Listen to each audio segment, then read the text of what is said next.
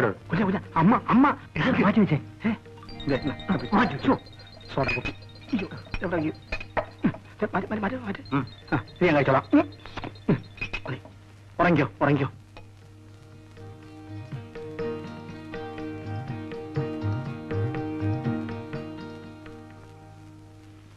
എന്താ അത്? നിനക്ക് കുളിക്കാൻ സമയമായില്ലേ? പിള്ളേ എന്താ അവിടെ? അല്ല എന്റെ ഈ വലത്തെ കാലിൽ ഒരു പഴുതാര കുത്തും. തനിക്കിവിടെ ഒരുപാട് ജോലിയുണ്ടല്ലേ? പറമ്പിൽ പണിയെടുപ്പിക്കണം, പാടത്ത് പണിയെടുപ്പിക്കണം, പാടത്ത് പണിയെടുക്കുന്ന പെൺപിള്ളേരുടെ കാര്യം നോക്കണം, കുപ്പിയും ഗ്ലാസും ഈ കുടുംബം മുഴുവൻ തൂത്തുവാരണം. എന്തൊരു വലിയ പാടാന്നറിയാമോ? മതി മതി മതി മതി. തന്റെ വൃത്തിയുടെ കൂടുതലുണ്ടാ ദേ ഇതൊക്കെ ഇങ്ങനെ കിടക്കുന്നത്.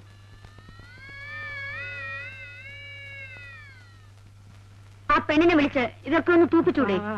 ഉള്ളതാണല്ലോ, ആ പെണ്ണിനെ വിളിച്ച് തൂപ്പിക്കാവുന്നേ ഉള്ളൂ. താൻ ചെന്ന് കാറിൽ പെട്ടിയുണ്ട്, എടുത്ത് അകത്ത് വെപ്പിക്കും. സുരേന്ദ്ര താക്കോലെവിടെ?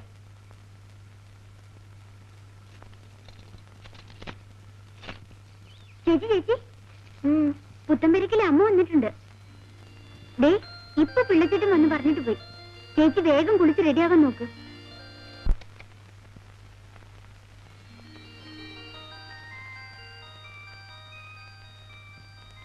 ഇതാ ഇത് വെച്ചു. ഇതൊന്നും ഒപ്പിട്ട് തന്നെ നാളെ കൊടുത്താ പോരെ? ഞാനൊന്ന് വായിച്ചു നോക്കട്ടെ. ഓ പിള്ളേ മാധവിക്ക് 2 പറ നെല്ല് അളന്നു കൊടുക്കൂ. പോയി വാങ്ങ.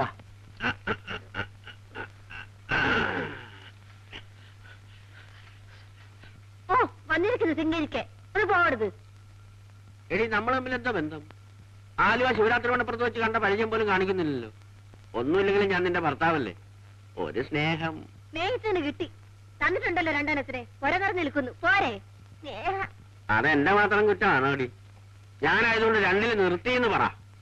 എടി മാധവി, നിനക്ക് സരസമ്മയുടെ കാശ് കിട്ടിക്കാണോ? കിട്ടി.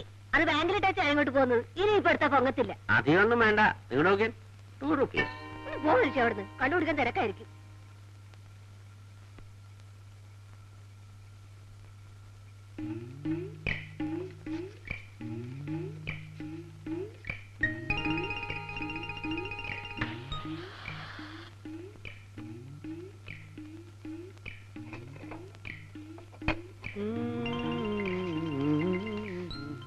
നീ എനിക്കൊരു 2 റുപ്പീസ് ചോദിച്ചിട്ട് തന്നില്ല അല്ലേ?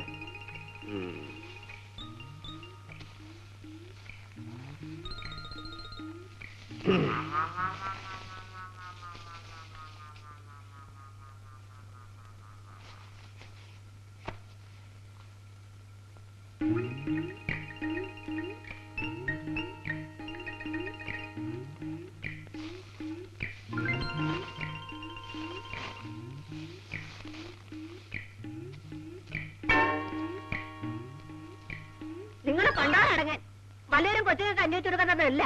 ഇത് ഷാപ്പിൽ കൊടുക്കാൻ ഞാൻ സമ്മതിക്കില്ല. എന്റെ മുണ്ടിങ്ങതാ. ബാക്കിയുള്ളതൊക്കെ ഇന്ന് രാത്രി തന്നെ അയക്കാം. ചാക്ക് 33.